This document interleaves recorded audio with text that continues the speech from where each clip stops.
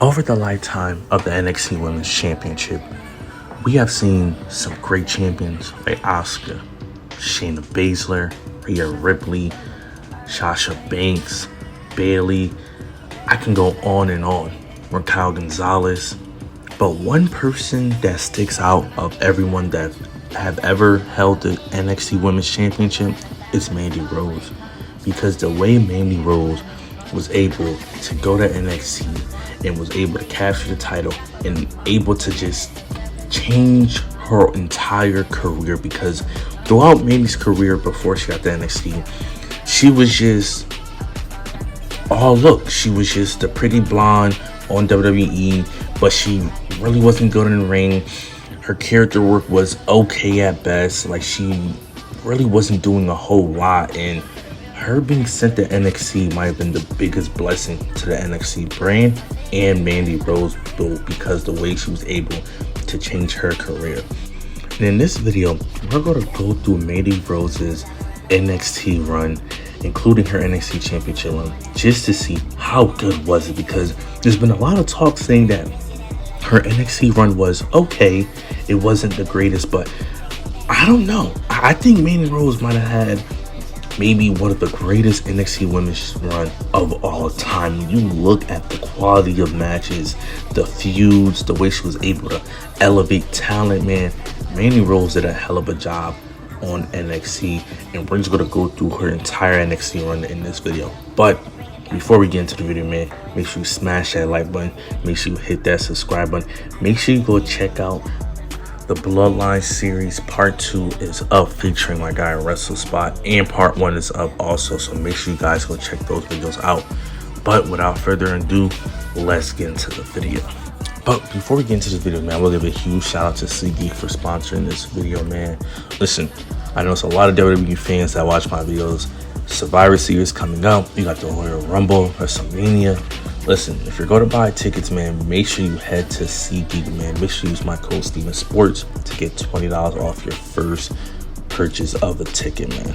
But no, without further ado, man, let's jump into this video. Mandy Rose's NXT run all started in July of 2021 when she was traded from Raw to NXT. Aaliyah was actually called up to the main roster.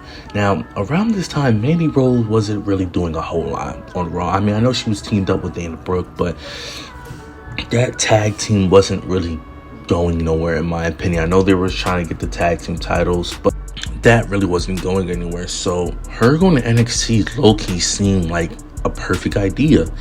And while she was on NXT, she would appear on Gigi Dolan's and JC James matches. She would just stand there, just look at them as if like she was a manager. And that's the role I thought she would have. But over time, she would be able to form an alliance with Gigi Dolan and JC James, and they would form one of the best factions we've seen in a while, Toxic Attraction. During this time, NXT was going through a huge rebranding from the black and gold brand to NXT 2.0. And during this time, Mandy Rose was basically taking shots at Raquel Gonzalez. She wanted that NXT title. She wanted to feel like the top star. And also Gigi Dolan and JC James also wanted those tag team titles.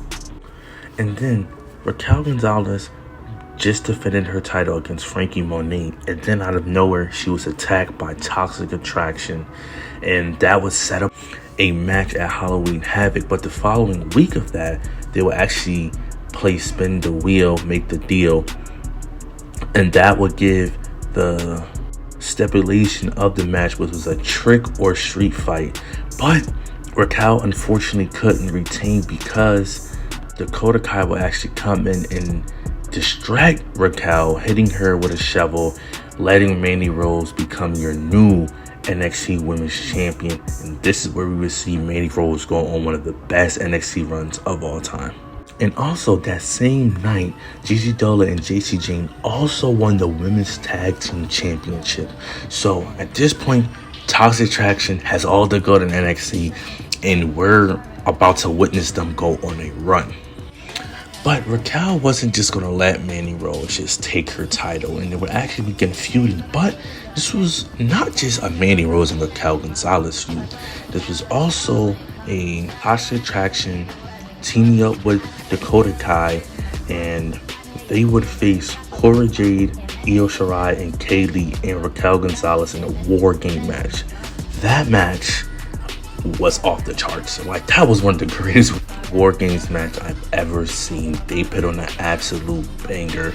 And although Toxic Attraction and Dakota Kai didn't get the win, they put on a hell of a match.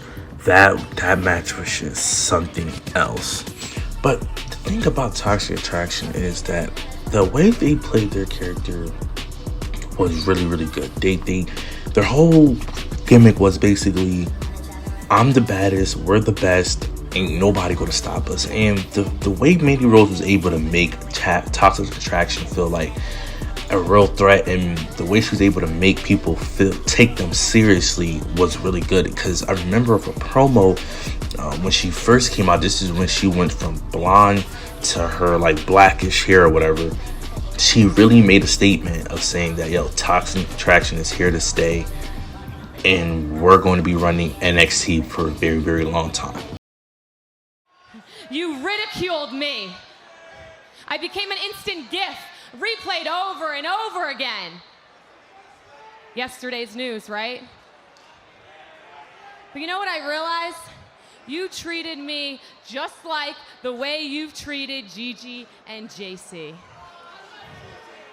But the only difference is, these two right here, they don't give a damn about what you people think.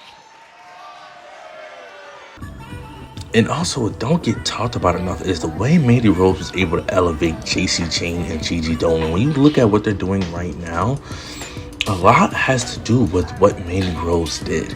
You know what I'm saying? The way she was able to put them over, the way she was able to make them feel so important in NXT was really, really good. But after the War Games match, Mandy Rose, Raquel Gonzalez, and Cora Jade would have a triple threat match at New Year's Eve, where she would retain the title in a really, again, another great match. The thing about Mandy Rose's reign is you can't say she's ever had a bad match during her NXT because when you see Mandy Rose, bro, she's put on a lot of bangers. Like, I think throughout her entire run, she has probably put on 2 5-star matches. And I'm not trolling when I say that. Like, Mandy Rose was really putting on bangers, and I think that gets slept on. Then after that, WWE will start to build towards Stand and Deliver, which is basically NXT's WrestleMania, because obviously on WrestleMania weekend. And Mandy Rose was feuding with Jade, she was feuding with Io Shirai, she was feuding with Rayleigh Ray. So she was feuding with those women all throughout NXT run, and again, in a really, really damn good feud, especially her Cora Jade feud. Like, what her and Cora Jade was able to do was just crazy. But leading up to Stand and Deliver, they will officially make a fatal 4-way match where Mandy Rose would retain her championship. And after that, Mandy Rose will have matches and feuds with people like Roxanne Perez, Wendy Chu, Zoe Starks. And the thing about these feuds is, whenever you watch Mandy Rose in Toxic Attraction, you always had a thought in your mind like, they're gonna win. Ain't no way someone like a Roxanne Perez would have come in and just dethroned Mandy Rose, or even a Wendy Chu. And it's no disrespect to these women, because these women are obviously great, but the feeling of Toxic Attraction, or more specifically Mandy Rose, was they're unbeatable. They're running WWE. They're the face of NXT. And for a while, Toxic Attraction was definitely the face of NXT. I know a lot of people like to say what's, Brian Breaker and Carmelo Hayes, but if we're really keeping it real, man, Toxic Attraction was 100% the face of NXT for a while. Now, during this time, NXT UK would actually get the boot. They wouldn't be a thing anymore. So this was actually set up a pay-per-view at World Collide, where you would see champions like Tyler Bate go up against Bron Breakker. You will see Mandy Rose go up against Miko. It was basically NXT UK versus the American NXT, where NXT obviously will win, and Mandy Rose. See, this is where you really knew Mandy Rose was like that, when she was able to put on a great match with Miko and Blair Davenport in a triple threat match. Like, a lot of people like to say, oh, she got carried. No, when you watch that match, Mandy Rose was hooping. Like, I think a lot of people just disrespect how good of matches Mandy Rose put on. She will become undisputed champion, and I think at that very moment, we all knew Mandy Rose was going to be one of the greatest NXT Women's Champion of all time. Like, you can make an argument she might be the greatest because of what she's done, unifying the NXT UK Women's Champion, freaking defeating a woman like Miko. Like, Miko is so underrated, but she is so good. When you look at her throughout her New Japan run and Stardom run, like, Miko was like that. So when you're able to defeat a woman like her and women like Raquel Gonzalez and things like that, it's really a huge deal, because these women are highly respected in the women's division. We all look at these women as superstars. Like, these are future world women's champions. After that triple threat, she would get in a heated feud with Elbow Fire. I think that might have been Mandy Rose's greatest feud of all time. Like, that feud, it had me hooked every Tuesday. Like, I always wanted to see, what is Elbow Fire about to do? Because Elbow Fire is like that. So when you put her in a feud with the Mandy Rose, who's just been doing her thing, that feud was just, oh my God. That was one of the Mandy Rose's greatest feud. And on October 26th, that will actually reach the mark of her being champion for a year, 365 days, becoming only the third woman to ever hold the title for this long. So Mandy Rose was a big deal when she was able to hold the title for a year, because not a lot of women in the NXT division was able to do that. She would have matches with Alba Fire, defending her NXT title. And then she would get into a feud with Roxanne Perez. Roxanne Perez won the Women's Breakout Tournament, and they would actually have a feud. But something about this feud was a little bit off, because Mandy Rose would actually lose her match to Roxanne Perez after beating Roxanne Perez a couple of nights ago. And everyone was a little like, we were all excited for Roxanne Perez, but we felt like Mandy Rose dropped the title a little too early. But the reason is because the next day she was actually released from her WWE contract because of her OnlyFans content, which is, I understand from WWE's point of view, like, you don't want, someone that's the face of your brand, out here going crazy on OnlyFans, which is understandable. But I think, man, like, they really end. Like, I feel like her title got ended way too early, but I understand it was out of her control. I understand why WWE made that decision. But let's get on Mandy Rose's title defenses. I think when you look back at Mandy Rose's NXT run, when you look at the way she was able to elevate a lot of talent like Gigi Dolan, JC Jane, Roxanne Perez, Cora Jade, like, she's elevated and put over a lot of women. And also, she's also turned her career around. I think if Mandy Rose didn't get released, she would definitely be WWE Women's Champion right now. I don't even think it's a question. Like, she would be one of the faces of the women's division on the main roster. And also, I think Toxic Attraction would be the face of, the women's tag team division. And I think that Mandy Rose was able to turn around her career and was able to not only elevate herself, elevate a lot of the people that she was in the feud with, and also give a fresh new face to the NXT brand. Because again, during this time, it was NXT 2.0. It wasn't the black and gold brand.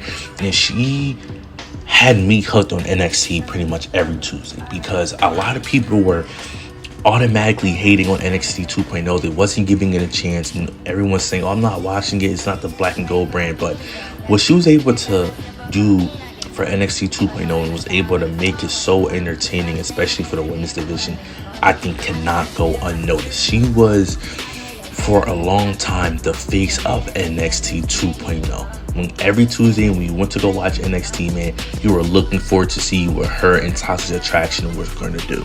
I think Mandy Rose gets so much heat because she's maybe not your typical women's wrestler, but when you look at her, like, she can hang with anyone in the women's division on the main roster right now. I think if WWE were to sign her right now, I could see her beating a woman like Rhea Ripley, or maybe beating someone like an Io Shirai or something like that. Like, she can definitely go toe to toe with these women right now because of what she did in NXT. So I think when you look at her NXT run, I would give it a A+. When you look at her run, did the person elevate talent? Did the person put on great matches? Were their promos good? Like, were the feud good? She checks off every box to qualify what a good run is. And that's just my opinion, man. If you guys disagree or agree, leave them down in the comment. How good did you think Mandy Rose's NXT run was? I want to hear what people have to say about her run, because I know it's really up in the air. Some people say her run was good, and some people say her run was okay at best. I just want to hear everyone's opinion. But before I get out of here, man, make sure you hit that like button. Make sure you hit the subscribe button. Make sure you turn on those notifications, man. Don't forget to use my code Stevensports to get $20 off your first purchase at SeatGeek, man. And I'm out. Peace.